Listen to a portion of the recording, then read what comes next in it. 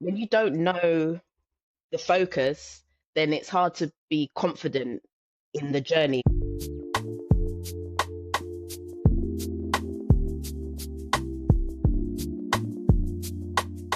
Good people, welcome to another episode of Unlearning Strongwoman. I am your host, Tolu Agbelusi, and my guest today is spoken word poet, singer-songwriter, mother, Asabi Hawah. Just before we started recording, we were talking about time flying. Yes, And I think I first met you well over a decade ago now.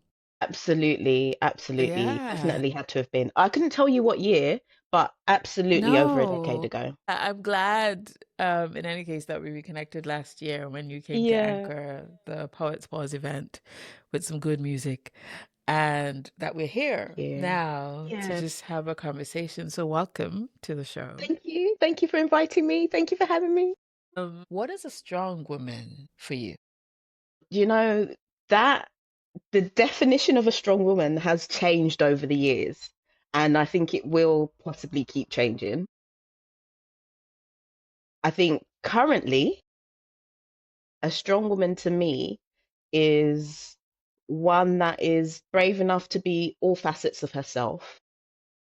And by that, I mean, some days you're good, some days you're not. And also, some days you don't need to be in certain spaces, and some days you have to be. And it's kind of just navigating the spaces around you, being your most authentic self, but also protecting yourself. I think for me, and also being comfortable in your vulnerability. Because that's something I've struggled with over the years. In certain spaces, I'm okay with being vulnerable, and in other spaces, I'm absolutely not. Hmm.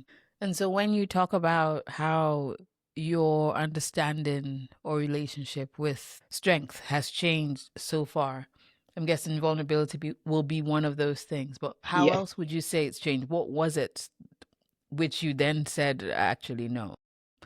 So I think for me, growing up, being a strong woman meant just carrying every single weight that got thrown at you, every single burden, Mm. every single negative aspect, every single hardship, just battling through, battling through, battling through, battling through, and not necessarily putting things in place that could structure that powering through in a more effective way for yourself.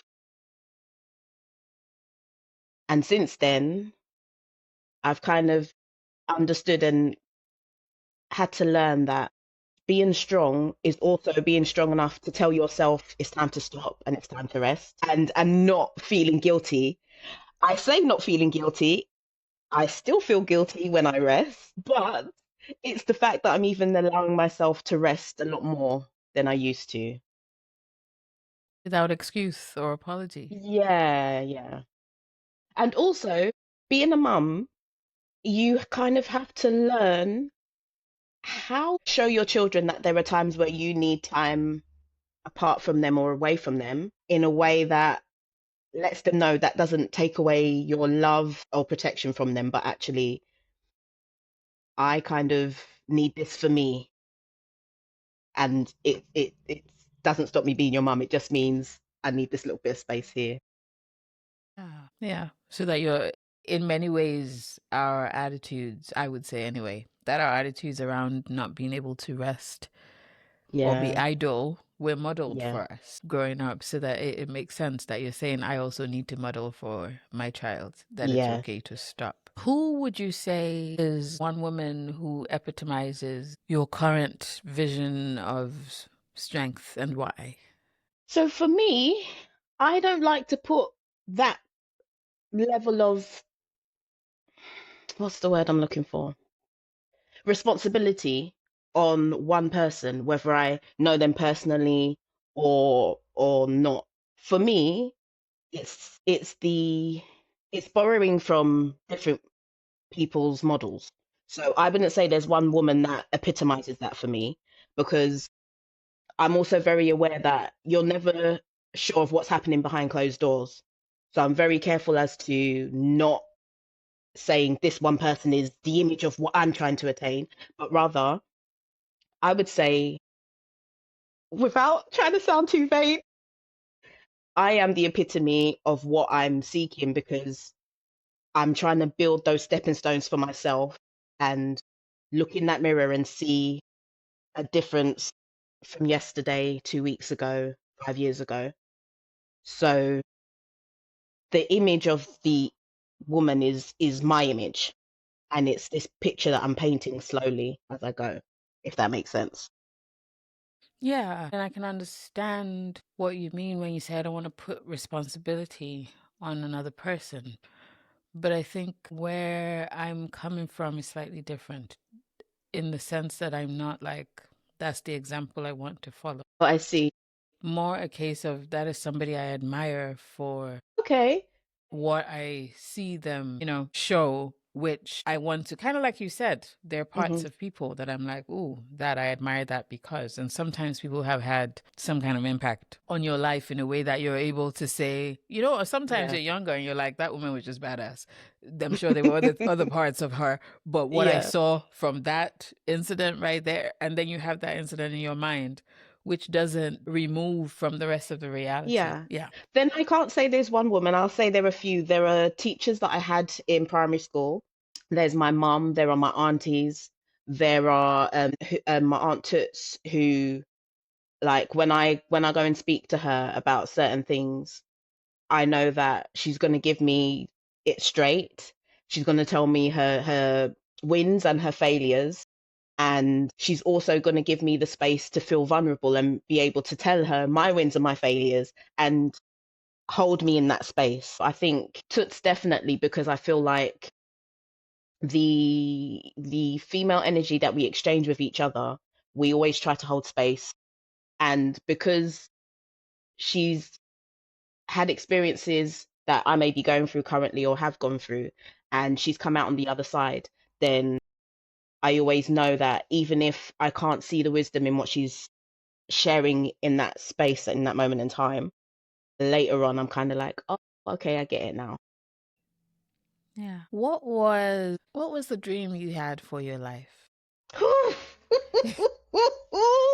That's a big question. Ah, the big dream I had for my life was stability. It was, right, I'm going to have a hobby that I love, a job that I Mm. love, a partner or husband that I love, and just a life that I love every single aspect of. So I was going to sing for pleasure. I was going to sing abroad. I was going to study and have a lovely job. I was going to have a partner who was my best friend inside and out, And I was going to have just all this time to travel and do things. That laughter. It is saying things. So when you say you were gonna sing for pleasure, Hmm. you mean all the other musician stuff to try and I mean we weren't trying to make money, but we were trying to make Hmm. money. Yeah. That came afterwards. Are you saying that was not in the plan? That was one of the things that kind of came in as a detour? I think basically I when I wrote songs and when I opened my mouth to sing, I only ever wanted to do it because it made me happy.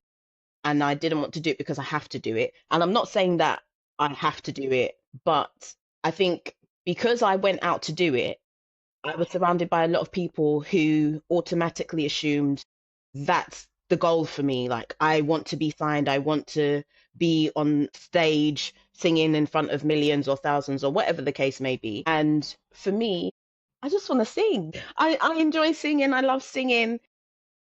If I get to sing somewhere, I'm happy. So when people book me for things, I'm like, yes, I always try and see if I can make it happen because singing makes me happy.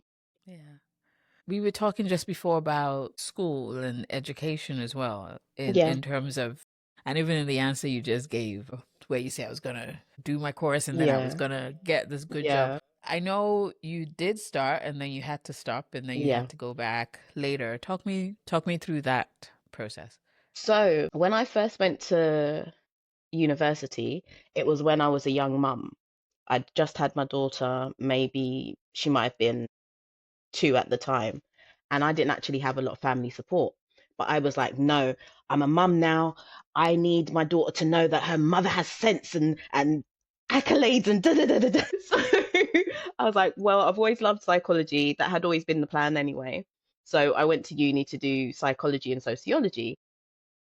And during that time, it was so stressful. I had to bring my daughter to a lot of my lectures because I didn't have childcare. Her dad wasn't a support. When I asked for family support, it was kind of given half-heartedly and then taken away. So I felt very, very isolated and ended up leaving university and feeling really just dejected. So then I decided, right, I'm going to concentrate on motherhood. I'm going to do what I need to do for my daughter. And then when she reaches a certain stage, I'm going to go back to university and it will be fine. And so I had said to myself, when she gets to the end of primary school, I'll do it. She got to the end of primary school and I was like, oh no, now's not the time. She needs me for secondary. Got her through secondary. And I was like, but I've left it too long now. My brain is too, it can't handle it. And then I realized I was just giving myself excuses. So I was like, What did you no. think you were scared of? Scared of achieving, scared of failing, scared of doing, scared of starting, scared of the unknown. So, but bless her, my daughter was really encouraging as well. And I think also maybe a little part of me was scared of embarrassing her, which is really silly because how would that have embarrassed her? So I put all of that aside, threw that away, started with the OU, and now I'm coming to the end. I'm in my second to last module for my psychology degree. I've absolutely loved it. It's definitely what I needed to do, and I was very right in thinking that psychology was my path. But yeah. And also, it's been interesting because my daughter's been in college whilst I've been studying at uni, and we've been encouraging each other when it comes to burnout, assignments, last minute deadlines, or not so last minute deadlines that we kind of ignored, and now we're battling through. And yeah, it's actually, I graduate next year, and she's really looking forward to coming to my graduation, and that makes me so happy. So yeah. Yeah. And it's funny because you laughed and then you made me laugh when I asked you what was the dream for your life. With that laughter, that was like, oh, we strayed so far. But in reality, maybe in practicalities, maybe. But if I take your answer, when I said what is strength or who epitomizes strength for you the first time, and I say who Yeah, you trying to look to, and you said yeah. myself. When I look at that and what you're building there Hmm. in the answer that you gave, or I look at the fact that you started and it took you years, but you made yourself go back and you're doing it now. Yeah. You are you're kind of in that line of what you dreamt of. It's just taking a little longer. Yes, yes, yes. But you know what, actually, what I say to what I've discussed with my daughter, and I remind myself from time to time, is that actually this journey was so worthwhile because the things that I've learned about myself and my capabilities and the passion that I have for the things that I love doing, I wouldn't have had that if I hadn't taken this journey. Hmm. And there's when it comes to the professional me, there's a level of confidence in me that nobody nobody can come for, and I wouldn't have had that. If you didn't have the time to kind of grow into Yeah, yourself. yeah, because back then when I first went to do psychology, I didn't know what field I wanted to go into. I just knew I wanted to do psychology. And when you don't know the focus, then it's hard to be confident in the journey when you don't have the focus. And whereas now I'm very much, Stop. Just stop. Let's just let that sit for a second because I know you're talking about your course, but that is a a little bar right there. If you don't have a focus, it is hard to focus on the journey. If I was I can't snap for shit, but if I was a snapper, this would be the time. Yeah. Sorry, keep going. Sorry, I do talk a lot sometimes when I get nervous or passionate. But yeah, so I learned a lot about myself in the professional space because so what happened is when I left uni the first time, I went to go work at my daughter's school. And that was the first time I'd worked in that environment, in that setting. And a lot of people questioned whether or not I should be in that space. And these were colleagues who had been in that space for 20 plus years. And they kind of felt like, well, if you're such a newbie, should you be here? Should you be given these responsibilities and What this were level of you trust? there as you were a teacher or? No, so I was just the TA at the time. And then what happened is I applied for, well, I was a part-time TA. Then I applied for a full-time position. And the department that I worked in wanted to keep me.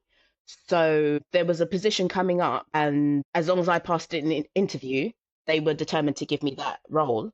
Whereas I thought I was applying for a role outside of that department. It was with EYFS, nursery and reception. And then it ended up being specifically working with neurodivergent children, specifically those with autism and ADHD, which I'd had no experience with before. And actually, that ended up being an amazing experience. It was very hard, but I learned to advocate for myself in the professional space.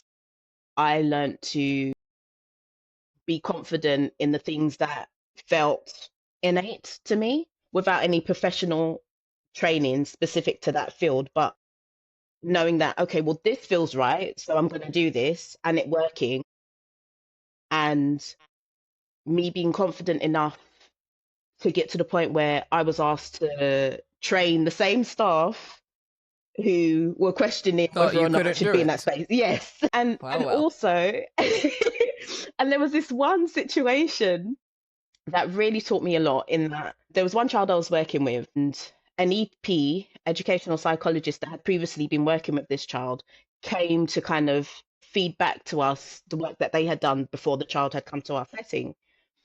And I was in the room with two senior members of staff. And at first, the EP was only talking to those two members of staff. And so I sat there and I thought, okay, cool, let's do this. So I just sat there smiling, listening. And when the EP had questions now about the progress of the child in our setting, the two senior members would turn to me to answer each and every question because I worked directly with the child. That made sense. And when I was then relaying to the EP, this is the progress, this is what's happened, this is where we're at, she was very, very surprised because I'd worked with this child for maybe 2, 3 weeks at this point, whereas she'd worked with them for 6 months. And in the 2, 3 weeks that I'd worked with them, I'd already made progress that she was unable to make in the 6 months that she'd worked with them. Now, obviously, I had 2 to 3 weeks of Monday to Friday with this child, and I'm not sure how often her sessions were with them, but she was very surprised at how much progress the child had made working directly with me. And I was very much like, well, if you're impressed with all your training and and academics, then I'm right where I need to be. Mm. Yeah. I usually ask a question much later on, but which I'm going to ask now, which I frame something like, in what season or seasons did you step into your womanhood and sense of, Mm, full awareness?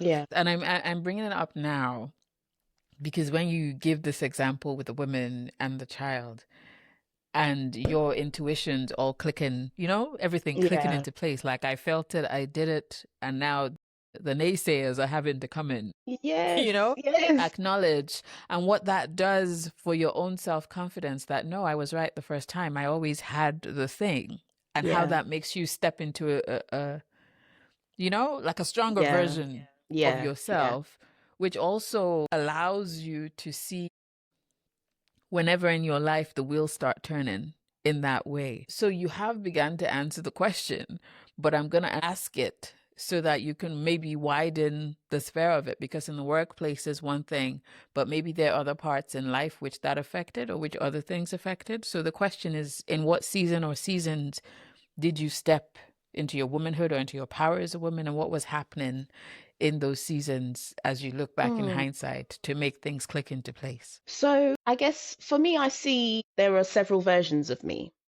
So there's like the professional version, there's the motherhood, there's the woman slash lover, and then there's the friend. And I think in each role, it's been a different time that I've stepped into my womanhood within those roles. I think sometimes I've had to redefine what stepping into my womanhood looks like within those roles.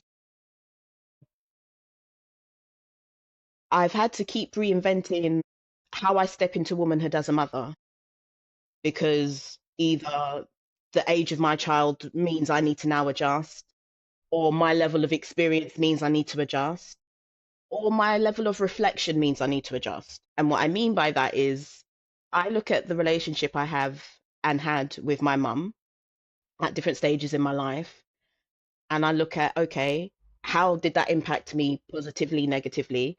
And how do I then want to do so with my daughter in a way that teaches her, or at least role models to her, what I've learned about what being a woman in this country, looking how I look, means. Like, do you know what I mean? Does that make Yeah. sense?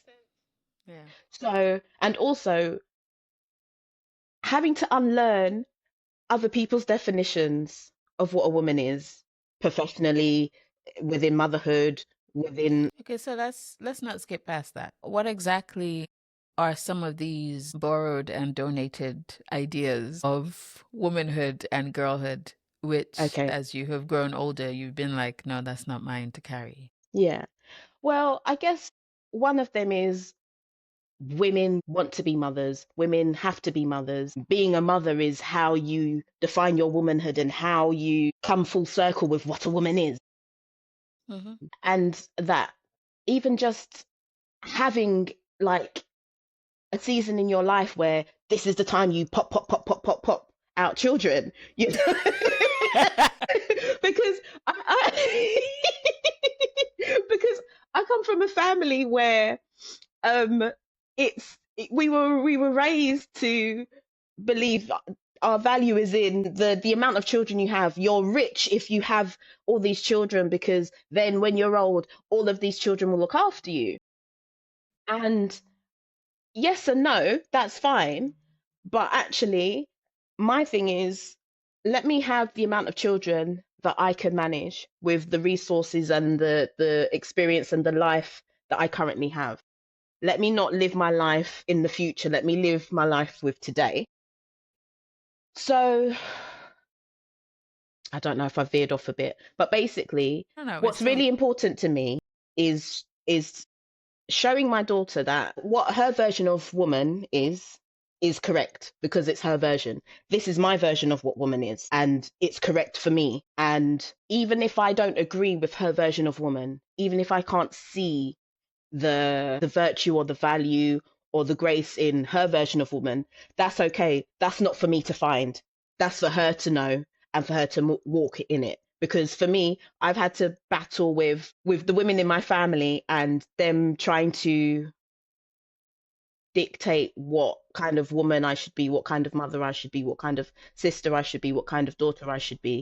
And me kind of finding the space to say, well, actually, no, this is the daughter I'm going to be, or feel comfortable being. This is the sister I'm comfortable being. This is the mother I'm comfortable being because of my reasons. How did If you don't accept you that, how did you do that? various different ways. Some ways may be seen as not being a good daughter or a dutiful daughter, and other ways may be seen as, let's say the phrase, breaking generational curses. But ultimately, it was and is standing my ground with the things that are important to me and not letting go of those things because somebody else thinks strongly in a way that isn't for me.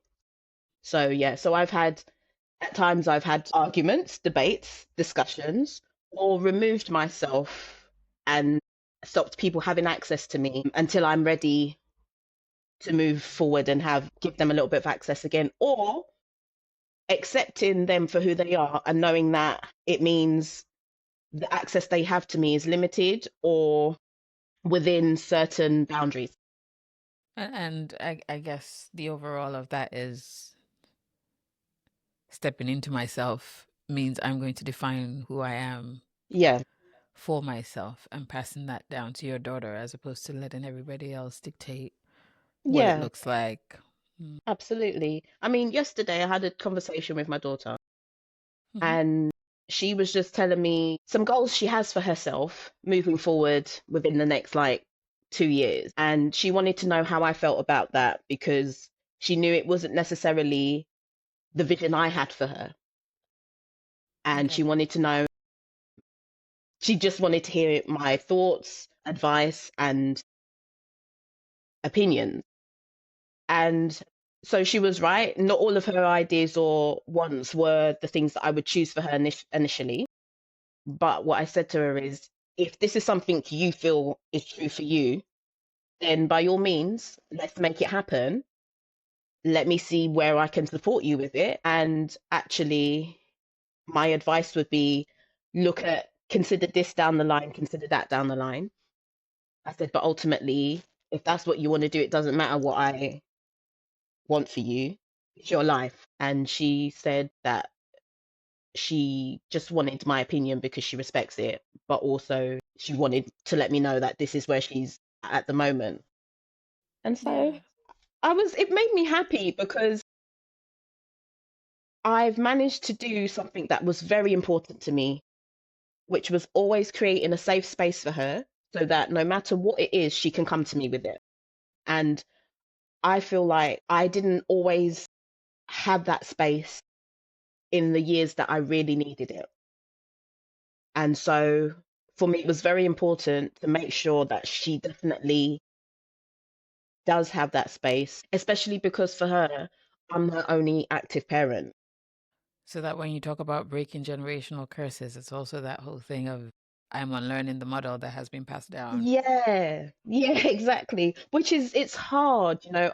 I'm not perfect and I've made mistakes along the way. And I've had to have times where I've had to humble myself, apologize to her, maybe explain to her, like, okay, well, these are some of the traumas or experiences that I've had that have made me think this way or come from this perspective.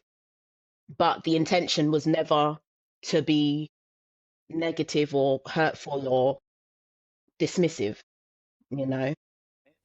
Yeah. And when we talk about cultures or family settings or societies with fixed ideas of who we should be, Yeah. oftentimes, particularly when we're talking about women, shame Yeah. enters the room somewhere. And so I guess my question, okay, I guess my question is, what is your relationship with shame, or what navigations have you had to have with the With concept of shame? shame. So, when I had my daughter, I was 24 Hmm. and I felt that was shameful. My eldest sister had her first daughter when she was a teenager, and I didn't think that was shameful for my sister because that's my sister. I love her. She had my niece. Oh my gosh, I'm so happy. There's a baby in the family. But because we come from a society where when a woman has a baby, it has to be within these very strict parameters. When I became pregnant, I was worried. Will my parents be okay? Won't they? How am I going to be looked at now? Because I wasn't married. And I knew that I definitely wasn't going to spend the rest of my life with her dad. And so I felt shame for that. I felt shame for the fact that, okay, now people are going to refer to me as mother, single parent. I felt shame with that. And I had always said to myself, when or if I ever have children, it will be within the confines of marriage. And obviously that's not what happened. So I had to deal with my feelings of shame because nobody put that on me. I put that on myself. And because I looked very young when I had my daughter, people assumed I was still a teenager.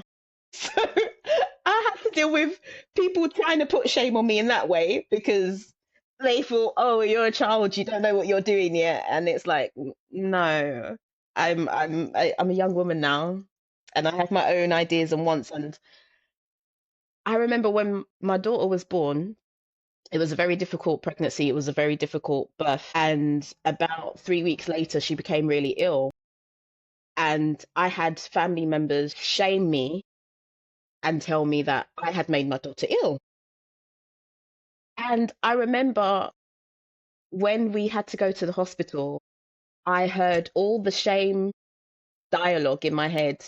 And I asked the doctor, is this something I did? And, you know, the doctor was like, no, no, no. She was an early birth. You had all these complications. This was bound to happen. So I was like, okay. And then when family were meant to come and support me, but instead they literally accused me, I then had to stick up for myself in the hospital. And even that was a thing because now I've put shame on my family members because I'm talking to them very direct. They felt it was shouting. I didn't feel it was shouting, but it was in public for others to see, which is a big thing. No, no. Yes. So, and then I got calls afterwards. Oh, you've got to apologize because you were rude, you were disrespectful. And I had to advocate for myself and say, well, no, I'm not apologizing because if I do that, that will let people think they were in the right and they were wrong. I'm a new mother. I'm still ill myself. And actually, they're supposed to be here to support me and not accuse me. And I don't accept that. So I'm not apologizing to anybody. And yeah, it. Which I, is, sorry, go ahead. I mean, after that, I think I felt like shame is not going to come for me like that again. And so, other than the shame I put on myself, I was like, no, outside shame will never come for me again because when I had my daughter, I nearly died. And then to find out that she was ill and she was going to have to stay in hospital, she had to go into the NICU. So I'm like, well, this is something very serious. Like, I've just had this baby and she's going into the NICU and you're coming to tell me I've done this. So, no. Yeah, because I guess those type of situations also make you reconsider a lot of things about care and Yeah. love. Yeah. Because whatever else you think about the situation I'm Yeah. in, you would hope that real care supersedes Yes. that. Yeah. Because in the same way as they might be saying to you in that situation, there's a time and place for you to Yeah. talk to us this way. The same applies the other way around. There's a time and Yeah. place for you to have that conversation if you have to Yeah. have it, but it's also not Yeah. now. Absolutely. Yeah. So yeah, I think also what I've felt is coming from a West African culture, shame just seems to be the default setting that we put on people in terms of our elders during, at least with my experience, have tried to use shame to control my behavior, my attitudes, and how I move around this place. Because, like, funny little things like my mum would always say, oh, when I'm out there, people will see her daughter, oh, her daughter, her daughter. And so I know, especially when I was a teenager walking around, I'd always be very conscious of the fact that I have to behave a certain way. Otherwise, I'll bring shame to my mum. And I don't want to do that. When people come to visit the house, you come down, you greet because you don't want to look like a child that hasn't been raised properly. You don't want to bring shame on your mum. So it's shame is I feel like shame is very complicated when it comes to certain It cultures. is. It is. I mean, it's complicated, but it's also nuanced because even if I look at the last example that you gave, not the hospital one, but for example, the coming down to say hello, like it's basic manners. And I get the shame aspect of it, but at the same time, it's also basic basic Yeah. manners. Well, So you even that to some extent, even the whole thing of when you're out, you're representing the whole yes. family. Like you're not Yeah. represent. You don't want it to get to a point where you can't be you, but you also think about, for the most part, I'm sure maybe there's some people who are more stringent, but for the most part, it's like don't go, don't Yes. go embarrass yourself and us Yes. outside. And Yes. it's not so Yeah. much of a you're not allowed to move. It's Yeah. just I don't want to hear you were shoplifting. I don't want to hear Yeah. Yeah. all of Yeah. these Yeah. things that the others Yeah. are doing, so Yeah. that you then start to think about, okay, there's a thing that shame is Yeah. used for, Yeah. which is fine. And then there's the other stuff, which actually it's not shame that belongs to me. And if somebody wants to hold that for themselves, that's their business. Yeah. Yeah. Yeah. And also, you just reminded me of something. So, me and my friends sometimes joke and say some people don't know shame is free because, in terms of how you carry yourself and the things that you do or don't accept from others, and also the decisions you make, sometimes you kind of look at the situations people are in, and not to judge, but you kind of look at the situations and you're like, no, shame alone, my own shame alone would have stopped me from entering that situation. Or do you know what I mean? The point of no return, I wouldn't have even reached the point of no return. Shame would have grabbed me and pulled me back.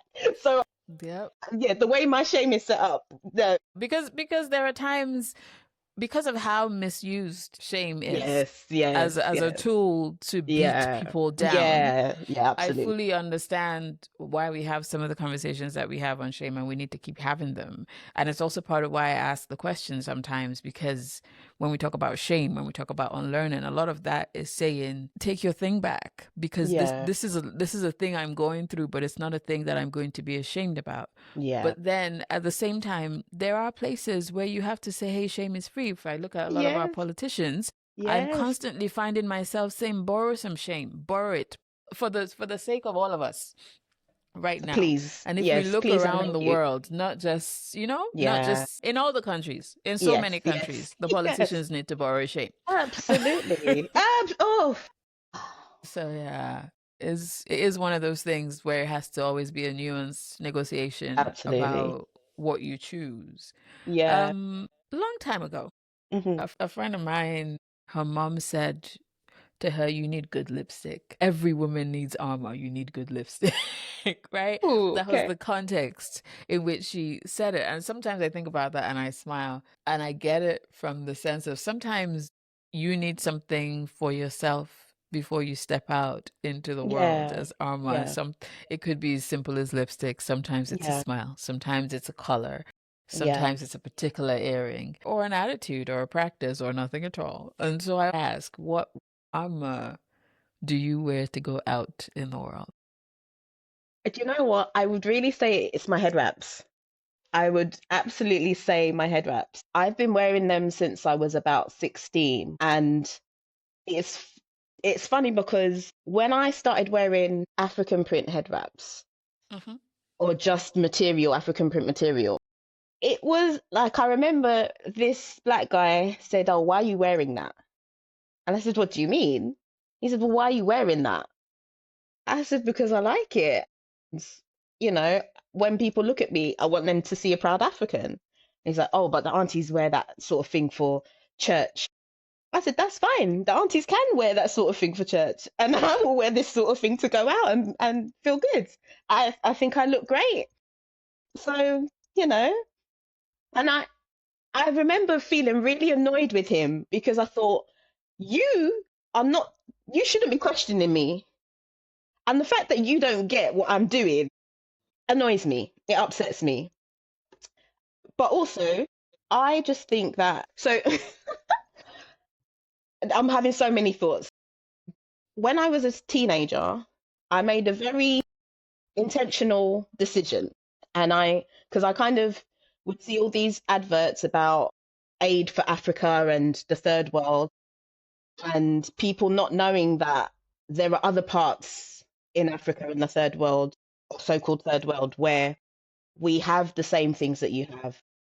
It looks amazing. We have architecture. We have riches, we have luxury, and we have positive things that you guys aren't shown.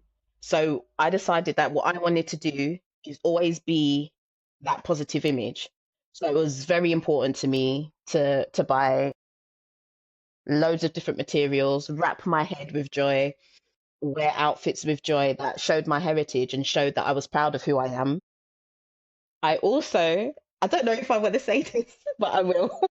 It's only because I'm just being silly, but I also decided that I wasn't going to wear any clothing that didn't depict somebody that looked like me or was from my part of the world, because you can get clothing and it shows any and everybody, but people always decide to pick items that don't reflect who they are. And that's fine, that's their choice. But for me, I felt it was doubly important to just be that source for others and myself. So I've worked with children for many years, and I'd go into work wearing t-shirts and tops that had women that looked like me, and it would always start a conversation with the kids. And I remember there was this one particular top that had a woman with a head wrap, and one of my SEND children absolutely loved it. He was like, "Yes, that's her, that's her." Another colleague came in wearing a similar top that had a woman with a head wrap. He was like, "That's my teacher, that's my teacher." And it just, it meant so much to me. It kind of gave me that, like, this is what I do it. This is what I wanted. This is why I do it. It's that positive exchange. It's that connection, and that just, oh, honestly, I can't explain how warm it made me feel. And even my colleague that was wearing the top, it made her laugh so much, because by the time that had happened, I'd left that workplace, and she was like, "Oh, he's really been missing you." And when I wore that top, it brought so much joy to him. And I just thought, oh, and it was that, yeah, that connection. What does it mean for you to be at rest? What does it look like? It looks different depending on the type of rest that I need. So this weekend currently, I was completely burnt out to the point where I had very little sleep because I'd had an assignment that was due and I'd left it till the last minute. I got that done, and then I was, I couldn't sleep. I couldn't rest, but I needed to. Mm. So rest in that space looked like staying home, staying in bed, and watching shows and programs that would make me laugh and just bring me joy in some form. And reading my book that had a crazy story in it that was just entertaining. So rest in that time looked like entertaining myself and doing nothing. I had housework to do, I had shopping to do, and I even had conversations with my daughter and stuff that I had to do with her. But I put that on hold to just give myself that kind of rest. This week coming, because obviously I'm off because of the half term, rest looks like spending some intentional time with my daughter. We like to go walking, and when we walk, we talk about all kinds of things, and then we treat ourselves. So this coming week, that's what rest looks like to me. And next week, rest is, so I've got one more assignment for this module, and what rest looks like is putting in an hour a day on my assignment and then just letting it be. Okay. What does sisterhood mean to you? Ooh. So sisterhood to me is just, is being a good friend and a good sister to the women in my life, but also to the women who I may not know. But if I can hold that space for them, then doing so. It could be if I'm at the bus stop and someone starts talking to me, we have a conversation. It could be checking in with my friends and just seeing how they're doing. It could be seeing something that I know one of my friends likes and buying it and surprising them with it. A cookie, a treat, I don't know.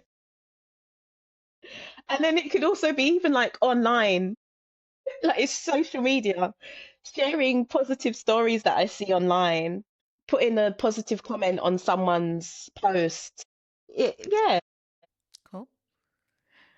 Do you ever think of legacy? And if so, what do you want yours to be? I think of legacy all the time. And so my legacy for me is the things that my daughter will always hold and see as important, and kind of how she then builds on that. I was talking to her yesterday about when I pass, and she got really quiet. And I said, I know this is an uncomfortable conversation, but it's one that needs to be had. I said, because my parents, they don't talk about these things. And my dad passed, and before he passed, he didn't talk about these things with me. So then I was left in a very difficult state because I was grieving, but then I was also trying to figure things out. How do I best honor him? How do I best sort things out? How do I find out things? Because he left no instructions and he left no information. So I kind of had to figure things out for myself. And so I was having a conversation with her and I was saying to her, well, look, I've put these things in place. When I'm gone, you'll have this to take care of things. And I want you to do this so that you can use the rest of the provisions for what you want. And she was kind of like, okay, okay. And I was like, but no, I want you to take yourself somewhere and enjoy yourself. I want you to do something that will make you think when I'm looking down on you, I'm going to be smiling because, oh, look at what you're doing. And she was like, okay. So for me, that's part of my legacy. It's thinking about after I'm gone, how can I help her through the grieving process? And obviously, I can't help her completely, and her grieving process is going to look however it's going to look.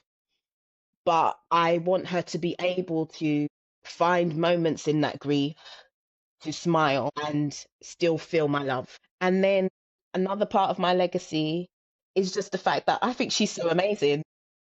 I just honestly, like, I know every parent thinks their child is amazing. I think she's incredible. And she's got such a big heart. She's such a kind person. She's thoughtful. She's sure of who she is. And for me, that's my biggest legacy because I've had a hand in that. I wasn't the sole architect of that because she is who she is because of herself too. But to know that I've had a hand in somebody like her, I'm so proud. I'm just, yeah. I mean, I don't know. I feel like I need to ask, like, what is one time you have surprised yourself with achievement, and what was it?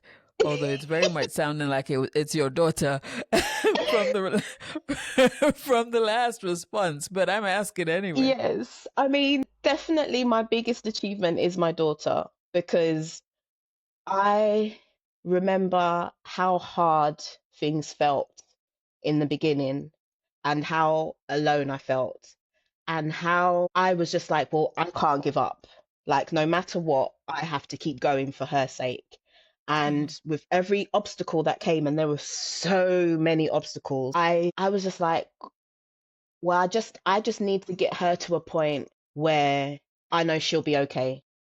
So we're just going to keep going until we get to that point. To know that as a teenager, she wants to spend time with me is incredible. To know that she plays my songs for her friends, and her friends know my songs and my lyrics and sing my songs and listen to my songs, and I never envisioned a future where that was a possibility. So it was just like, oh, I'm a mum who sings and she hears my stuff and that was it. I didn't think about the beyond for her as the daughter of a mum that does things like that. So yeah, she is the thing that I've surprised myself the most about because through every step of the journey, I always felt like I wasn't doing enough. I wasn't able to have the resources to do all the things that I wanted for her. So I have this one memory. She used to do BMX in primary school, Okay. and I used to go with her to the club. And because I worked at the primary school, then I used to be one of the adults supervising the club when we take them. And then when she left primary school, she carried on doing it for a while. So I would go with her. And because the instructor knew me, then I ended up taking part in it as well. And then I remember seeing a colleague who used to work at the school as well. And she said, I can't remember what she said exactly, so I'm paraphrasing, but she basically said that she wasn't surprised that she'd bumped into us doing the BMX class because one thing she's always seen in me is that I'm a very active parent, and whatever my daughter wants to do, I'm right there beside her, supporting her. And it's one of the things that she really admires about me. And when she said it, I was so shocked and obviously really embarrassed because sometimes I find it hard to take compliments. But when she said that, I thought, and I'd never looked at it like that. I'd never seen it. I just thought, well, she likes this. She's going to go and do it. She likes that. Okay, let's go do it. And yeah, I've waffled so much now, I forgot what the point was. No, you were giving an example of why of validation that she is one of your Yeah, greatest achievement, yeah, and that works. And even in talking about, you said it was difficult in the beginning, and through this conversation we've kind of gone, up and down through times that were hard, and you've had to make certain decisions. And we've also, without really talking about the world we're in right now, because that would be a longer, larger conversation, uh, yeah. talked about like the world is what it is right now. And we're coming to the last two questions. So I guess the second to the last one is, how do you cultivate hope? Oh, that's a really good question. I think sometimes it's through just accepting things for what they are. Sometimes it's through planning ahead and kind of thinking, right, if I'm able to get this in place, then that will be a stepping stone to better. Sometimes it's looking back at the times where I couldn't see a way through, like I couldn't see tomorrow. I couldn't see how things weren't always going to be that dark. So even a small thing like I don't live in London anymore. And the year before I moved out of London, I was in my friend's car and we were driving on a country road. And I was just looking out at the fields. And there was something in me, and I said, oh, these are the kind of views I want to see on my way to work. And that's all. I didn't even say it to my friend. I said it to myself. And then a year later, for all the madness that happened in those 12 months, I was sitting on the bus on the country roads on my way to work, looking out at the fields. And I was like, ah. And I had a memory of me thinking that, saying that in the car. And I was like, wow. When I'd said it, I didn't have a plan for how that was going to happen. I just said it because it was a realization I'd made. So sometimes I cultivate hope by just knowing something innately that I want, or having a feeling about something, and then just giving it to the universe, giving it to God, giving it to the higher power, and carrying on with my journey. And the final question is, what brings you joy? So many things bring me joy. My daughter brings me joy. Singing brings me joy. Music brings me joy. Food brings me joy. Kindness brings me joy. Laughter brings me joy. Funny stories, silliness, childhood memories, listening to my inner child and expressing my inner child, memories of my dad, seeing my mum laugh and being silly brings me joy. The children in my family bring me joy. Seeing my friends happy brings me joy. Knowing that I'm a safe space for my friends and the people that I love brings me joy. Just living brings me joy. Yeah. And we've talked, without saying the words directly, we've talked a bit about living that is living beyond survival today, Yes, living on your yes, own yes, terms. yes, And yeah, because that when my brain is sifting through some of this yeah, conversation that we've had of standing in your own and yeah, defining who you're going to be and allowing Yeah. yourself to listen to your own intuition and to follow Yeah. it. A lot of that is that, I guess. Absolutely. Thank you. This has been a nice, heartwarming conversation. Oh, thank you. Good people, thank you for rocking with us on another episode of Unlearning Strongwoman. So many things to take away, but if I were to choose one, it's this: define yourself for yourself. Otherwise, people will do it for you and grind you the hell down. We will be back with a new episode at the end of the month. In the meantime, do subscribe, share, and let me know your thoughts. You can listen anywhere you get your podcasts. You will find me on Instagram at Tolu Agbelusi. Spellings and details appear in the show notes. Till next time, actually. Tolu Agbelusi is the author of Locating Strong Women. Go and buy your copy if you do not own one already. Purchase links noted in the show notes. Till next time, this is Unlearning Strong Women.